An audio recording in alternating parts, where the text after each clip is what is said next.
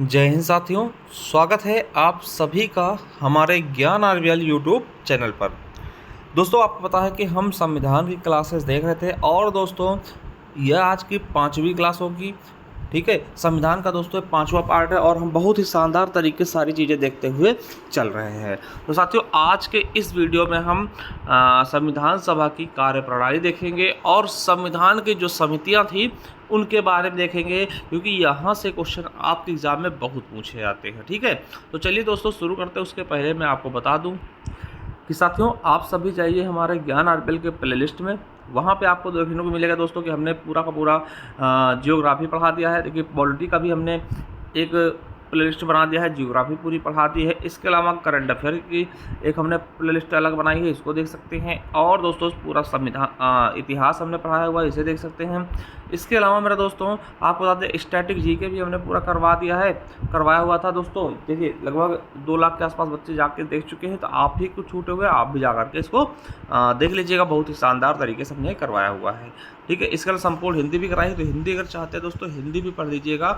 ठीक है, चलिए। और साथियों, अगर जिनको चाहिए पीडीएफ, ठीक है, तो वो जाइए हमारे ज्ञान आरवीएल ऐप को डाउनलोड कर लीजिए।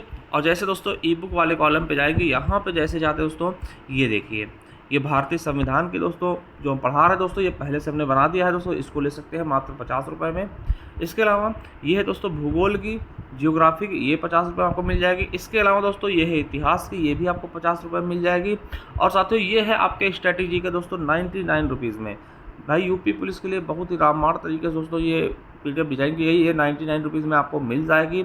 इसके अलावा मेरे दोस्तों ये है उत्तर प्रदेश स्पेशल, क्या यूपी स्पेशल की दोस्तों ई बुक्स, ये भी आपको 50 रुपीज़ में मिल जाएगी। तो जाइए दोस्तों, देरी किस बात की, जिसका लिंक भी नीचे डिस्क्रिप्शन में दे दिया जाएगा। इसके अलावा हिंदी की ई बुक मिल जाएंगी। और साथ ही जूनियर असिस्टेंट 5512 पदों लिए हमारा कोर्स भी, अगर आप चाहते हैं उसको लेना, तो वो भी आप परचेज कर सकते हैं। तो चलिए दोस्तों शुरू करते हैं वीडियो को। साथियों चलिए देखते हैं आज हम संविधान सभा की कार्यप्रणाली। मतलब देखिए, हमने देखा कि संविधान के बारे में समझ गए थे पूरी चीज़ें। अब देखते हैं संविधान सभा ने कार्य कैसे करना शुरू किया, क्या क्या हुआ, क्या क्या घटा, उसके बारे में देखेंगे।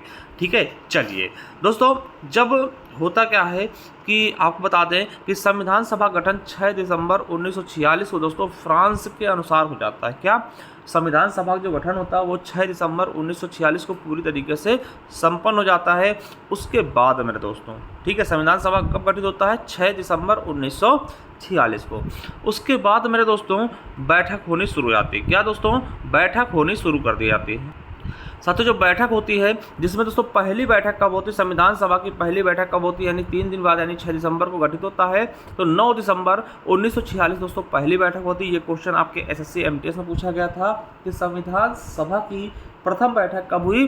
तो 9 दिसंबर 1946 को। अब देखिए, ये क्वेश्चन आपके यूपीएससी में पूछा गया था, कहाँ हुई थी जो प्रथम बैठक थी, वो कहाँ हुई?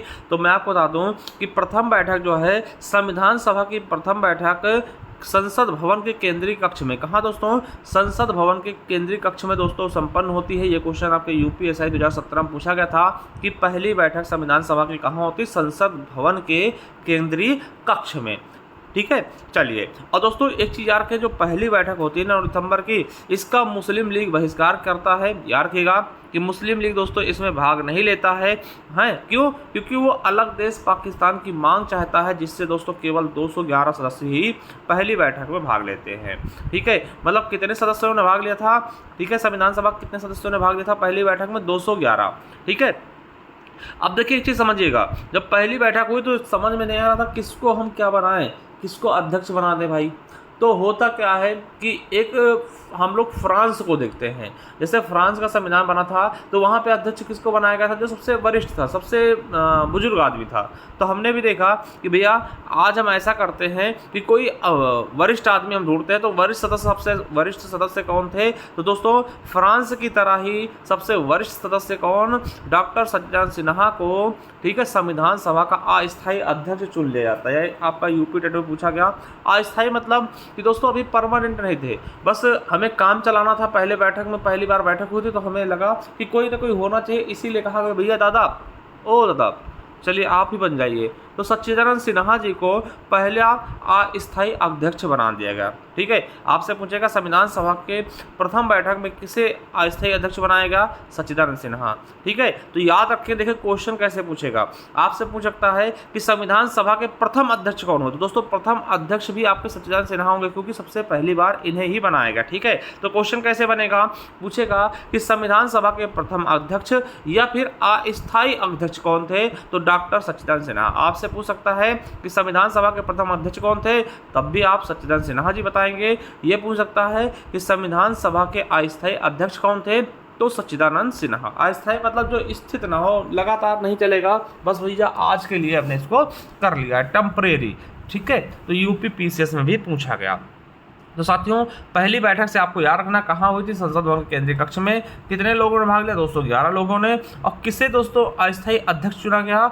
डॉक्टर सच्चिदानंद सिन्हा जी को। ठीक है, ये चीज़ आप समझ गए होंगे बहुत ही अच्छे से। चलिए अब दूसरी बैठक होगी कब? 3 दिन बाद। देखिए 2 दिन बाद, है ना।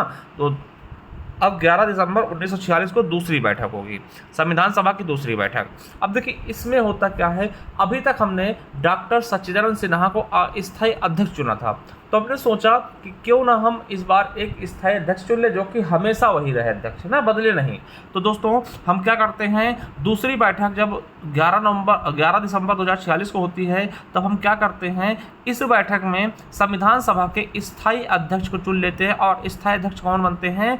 डॉक्टर राजेंद्र प्रसाद जी। आपसे पूछेगा कि संविधान सभा के अध्यक्ष कौन थे, तब आप बताइएगा डॉक्टर राजेंद्र प्रसाद। जब आपसे पूछे संविधान सभा के प्रथम अध्यक्ष कौन थे, तब दोस्तों आप क्या बताएंगे? सच्चिदानंद सिन्हा। संविधान सभा के अस्थायी अध्यक्ष कौन थे, तब आप बताएंगे सच्चिदानंद सिन्हा। ठीक है, केवल सच्चिदानंद सिन्हा आपको 2 कारण से बताने हैं। पहला, जब पूछे अस्थायी अध्यक्ष क्या अस्थायी अध्यक्ष, और या फिर पूछे प्रथम अध्यक्ष कौन थे, तब दोस्तों दोनों में आपको सच्चिदानंद सिन्हा जी बताना है। अगर ऐसे पूछे, केवल अध्यक्ष पूछे, तब आपको डॉक्टर राजेंद्र प्रसाद बताना है, या फिर स्थायी अध्यक्ष पूछे तब आपको डॉक्टर राजेंद्र प्रसाद जी बताना है। ठीक है, तो समझिएगा कि डॉक्टर राजेंद्र प्रसाद जी को दोस्तों स्थायी अध्यक्ष चुना था। और दोस्तों यही क्वेश्चन आपके यूपीएसआई 2021 और अभी जो लेटेस्ट पेपर हुआ था यूपी पुलिस में, ठीक है, 2024 के पेपर में पूछा गया था कि अध्यक्ष कौन थे, तो डॉक्टर राजेंद्र प्रसाद। यानी कि संविधान सभा के अध्यक्ष कौन हो गए, तो डॉक्टर राजेंद्र प्रसाद जी को दूसरी बैठक यानी 11 दिसंबर 1946 वाली बैठक में इन्हें अध्यक्ष चुना जाता है। यूपीएसआई 2021 में पूछा गया। ठीक है, इसके अलावा दोस्तों 2 उपाध्यक्ष भी चुने जाते हैं। ये चीज़ याद रखें दोस्तों, ये क्वेश्चन ज़्यादातर लोगों को पता नहीं होता। ठीक है, देखिए पहली बैठक में क्या था, तो पहली बैठक में हमने देखा सच्चिदानंद सिन्हा जी को अस्थायी अध्यक्ष चुना गया। ठीक है, दूसरी बैठक में क्या हो रहा है कि हमने स्थायी अध्यक्ष चुन लिया है, और 2 अस्थायी अध्यक्ष कौन कौन से? डॉक्टर एच.सी. मुखर्जी और वी.टी. कृष्णाचारी। इन दोनों को दोस्तों हमने उपाध्यक्ष चुन लिया। ठीक है, यूपीएसआई 2021 से पूछा गया क्वेश्चन कि संविधान सभा के उपाध्यक्ष कितने थे? 2 थे। कौन कौन से? एच.सी. मुखर्जी और दोस्तों वी.टी. कृष्णाचारी। किस बैठक में चुने गए, तो दोस्तों दूसरी बैठक हुई थी, उसमें 2 उपाध्यक्ष भी चुने गए, 1 अध्यक्ष चुना गया। इसके अलावा दोस्तों इसी बैठक में संवैधानिक सलाहकार भी नियुक्त किया था। किसको? वी.एन. राव को। ये आपके यूपीएसआई में पूछा गया, यूपी पीएससी 2014 के पेपर में भी पूछा गया कि भैया संवैधानिक सलाहकार कौन नियुक्त किया गया, तो वी.एन. राव। देखिए 3 चीज़ें इसमें हुई प्रमुख, उसको याद रखेंगे। कौन कौन से? पहला अध्यक्ष चुना गया डॉक्टर राजेंद्र प्रसाद जी को, 2 उपाध्यक्ष चुने गए एच.सी. मुखर्जी, वी.टी. कृष्णाचारी, और दोस्तों एक संवैधानिक सलाहकार की भी नियुक्ति की गई दूसरे बैठक में। कौन? वी.एन. राव को। ठीक है, चलिए ये चीज़ें समझ गए होंगे बहुत अच्छे से। चलिए अब दोस्तों तीसरी बैठक, क्या मेरे दोस्तों तीसरी बैठक देखते हैं। संविधान सभा की तीसरी बैठक यानी 2 दिन बाद फिर से, देखिए पहला 9 को, फिर 11 को, फिर 13 को, 2 दिन का अंतर है। ठीक है, तीसरी बैठक 13 दिसंबर 1946 को। इसमें क्या होता है, उद्देश्य प्रस्ताव लाया था। मोस्ट इंपॉर्टेंट है दोस्तों, याद रखिएगा, बहुत इंपॉर्टेंट है। ठीक है, क्या होता है कि 13 दिसंबर 1946 को नेहरू जी ने सभा में ऐतिहासिक उद्देश्य प्रस्ताव पेश किया, जिसमें संवैधानिक संरचना एवं ढांचे की झलक दिखती है। दोस्तों ये पीसीएस में पूछा गया क्वेश्चन है। ठीक है, कब किया, तो 13 दिसंबर 1946 को तीसरी बैठक दोस्तों चल रही थी ना, किसने किया? नेहरू जी ने दोस्तों उद्देश्य प्रस्ताव को लेकर आए। ठीक है, और दोस्तों आपको बता दें यही उद्देश्य प्रस्ताव आगे चल करके प्रस्तावना बन जाती है। ठीक है, तो यार कहेंगे 22 जनवरी 1947 जो ये उद्देश्य प्रस्ताव लाया गया नेहरू जी के द्वारा। आपसे पूछेगा कि उद्देश्य प्रस्ताव कौन लेके आया, तो नेहरू जी। देखिए ये पेट में भी पूछा गया था, पेट के एग्जाम में। ठीक है, मैं लिखना यहाँ भूल गया हूँ, पेट के एग्जाम में भी पूछा गया था। ठीक है, चलिए 22 जनवरी 1947 को सर्वसम्मति स्वीकार कर लिया गया। इसे संविधान के स्वरूप को काफ़ी हद तक प्रभावित किया। इसके परिवर्तित रूप से संविधान की प्रस्तावना बनी। दोस्तों संविधान की प्रस्तावना, ये जो आपका उद्देश्य प्रस्ताव था यही बनता है, ठीक। और ये नेहरू जी का ज़्यादातर योगदान होता है इसमें, तो याद रखिएगा प्रस्तावना क्या है, तो उद्देश्य प्रस्ताव को ही दोस्तों थोड़ा बहुत चेंज करके क्या बनाया गया, प्रस्तावना बना लिया गया, ठीक है। तो दोस्तों तीसरी बैठक में क्या होता है, उद्देश्य प्रस्ताव। देखिए आपको मैं यहाँ पे एक बार फिर से याद दिला दूँ। देखिए प्रथम बैठक में क्या होता है, प्रथम बैठक में तो दोस्तों केवल और केवल अस्थायी अध्यक्ष चुना जाता है, किसको, सच्चिदानंद सिन्हा जी को, सच्चिदानंद सिन्हा जी को, ठीक है। दूसरी बैठक में क्या होता है, दूसरी बैठक में क्या होगा है, राजेंद्र प्रसाद जी को स्थायी अध्यक्ष चुन लिया जाता है, राजेंद्र प्रसाद जी को स्थायी अध्यक्ष चुना जाता है। और दोस्तों 2 उपाध्यक्ष, वीटी कृष्णाचारी, ठीक है, HC मुखर्जी को दो उपाध्यक्ष है ना दोस्तों। दूसरे में क्या दूसरे बैठक में क्या हमने बताया दोस्तों, राजेंद्र प्रसाद जी को क्या करते हैं, अध्यक्ष चुनते हैं। और 2 उपाध्यक्ष वीटी कृष्णाचारी और HC मुखर्जी को उपाध्यक्ष चुनते हैं। और उसके अलावा दोस्तों संवैधानिक सलाहकार VN राव को ले लेते हैं, ठीक। तो ये 3 काम होते हैं किस, दूसरी बैठक में। अब तीसरी बैठक में दोस्तों क्या होता है, उद्देश्य प्रस्ताव लाते हैं, जिसे दोस्तों कौन लेकर आता है, नेहरू जी। कब, किस बैठक में, तीसरी बैठक में 13 दिसंबर 1946 को, जो कि दोस्तों 22 जनवरी 1947 को काफ़ी हद तक दोस्तों प्रस्तावना के रूप में स्वीकार कर ली जाती है, ठीक है। चलिए अब बात करते हैं अंतिम बैठक।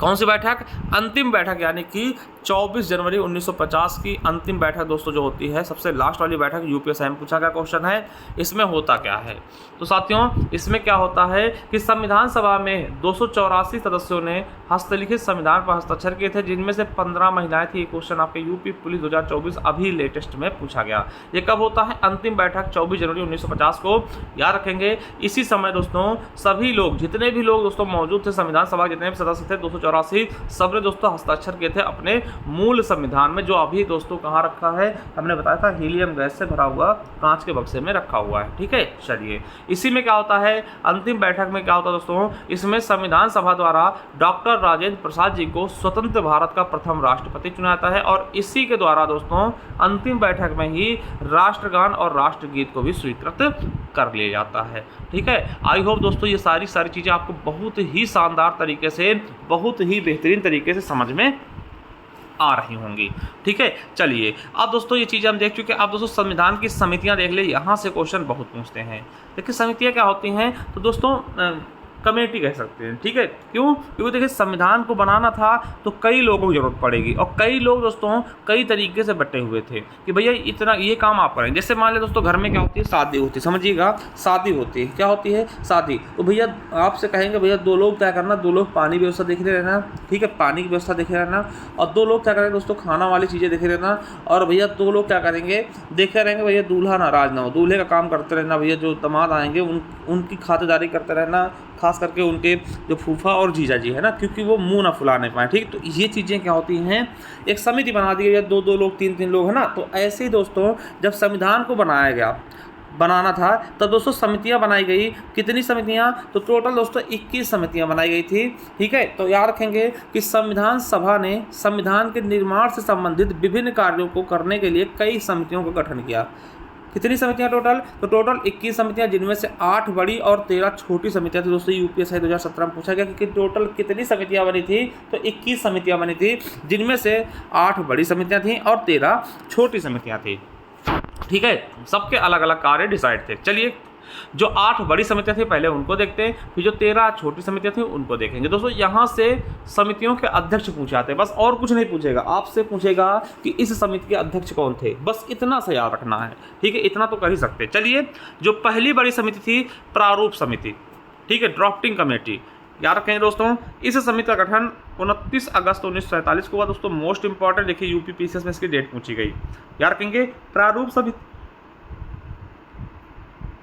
साथियों प्रारूप समिति की बात करते हैं तो इसका गठन 29 अगस्त 1947 को हुआ था, ठीक है। और सो इसके अध्यक्ष कौन थे, BR अम्बेडकर जी। दोस्तों अम्बेडकर जी इसके अध्यक्ष थे किस प्रारूप समिति के, ठीक है। ड्राफ्टिंग कमेटी के अध्यक्ष कौन थे, भीमराव अम्बेडकर जी। SSC CHSL में पूछा गया। आपको बता दें कि इस समिति का कार्य क्या था, प्रारूप तैयार करना, मतलब ढांचा तैयार करना, ठीक है।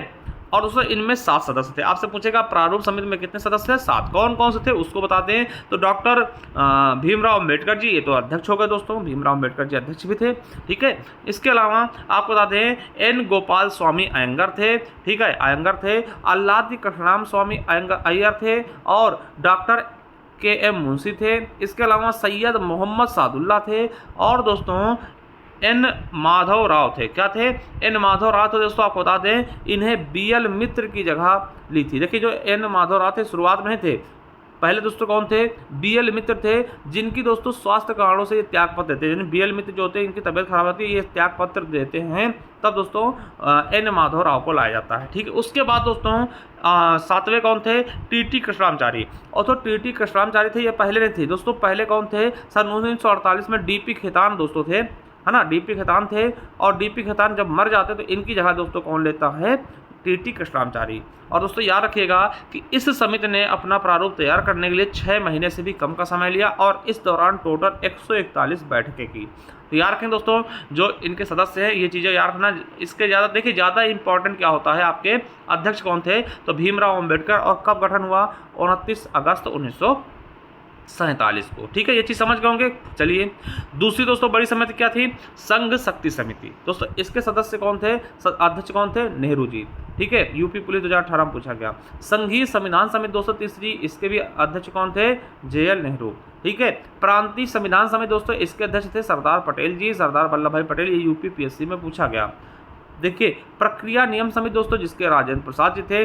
संचालन समिति दोस्तों इसके राजेंद्र प्रसाद जी थे। राज्यों के लिए समिति दोस्तों इसके जवाहरलाल नेहरू थे। देखिए जवाहरलाल नेहरू को आपको याद रखना है। यहाँ पे देखिए संघ जहाँ पे मिल रहा है, देखिए संघ, संघीय, है ना, और राज्य। संघ, संघीय और राज्य। देखिए ये राज्य मिल गया, संघ मिल गया और संघीय मिल गई। इनके दोस्तों JL नेहरू जी हैं, ठीक है। संघ, संघीय और ये चीज़ है ना।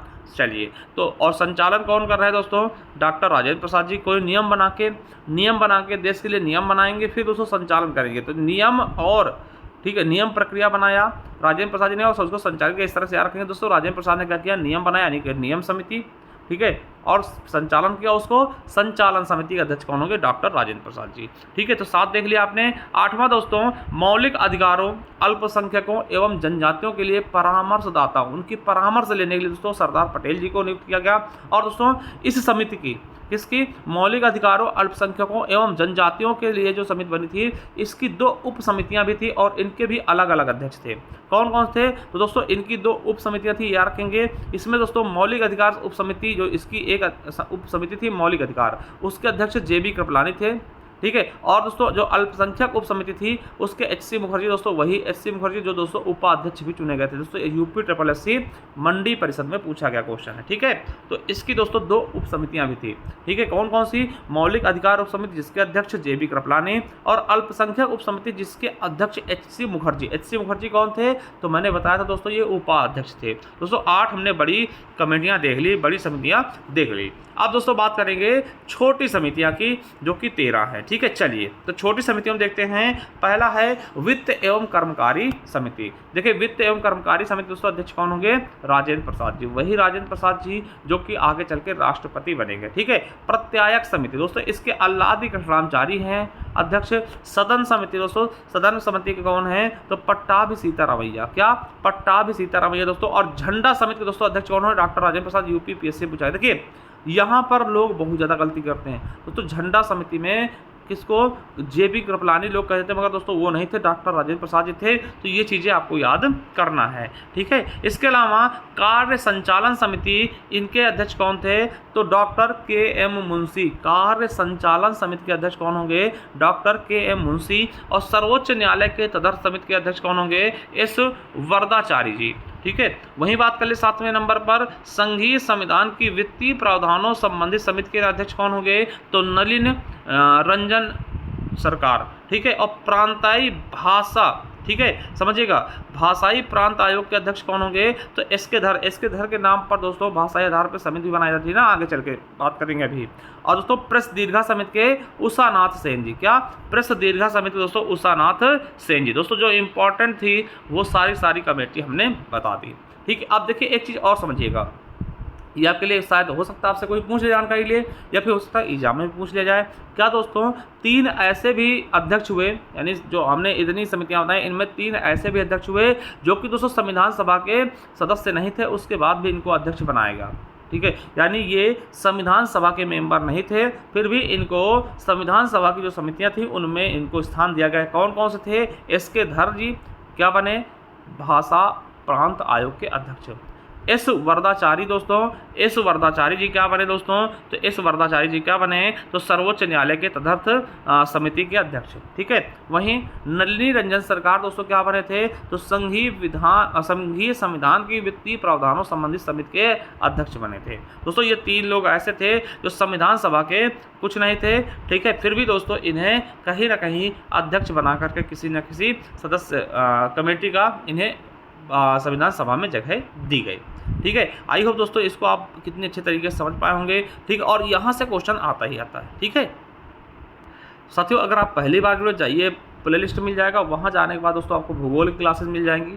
उसके अलावा करंट अफेयर की ये संविधान आपको पूरा इतिहास पढ़ाया हुआ है, और दोस्तों स्टैटिक जीके कराया हुआ है, जाकर कर लीजिए। और जिसको चाहिए PDF दोस्तों वो जाइए हमारे ज्ञान RBL ऐप पर। जैसे जाएंगे दोस्तों ई बुक्स वाले कॉलम पे जाइए, और ई बुक वाले कॉलम पे जैसे जाएंगे दोस्तों, देखिए कोर्सेज वाले कॉलम पे जाते हैं, यहाँ दोस्तों जूनियर असिस्टेंट कोर्स मिल जाएगा 5512 पदों के लिए। ठीक है, और दोस्तों जैसे आते हैं ये देखिए आपको दोस्तों ये ज्ञान RBL के लिए दोस्तों ये संविधान की ई बुक मिल जाएगी मात्र 50 रुपये में। इसको दोस्तों आप पेमेंट करके इसे बाहर निकलवा के प्रिंट भी करवा सकते हैं।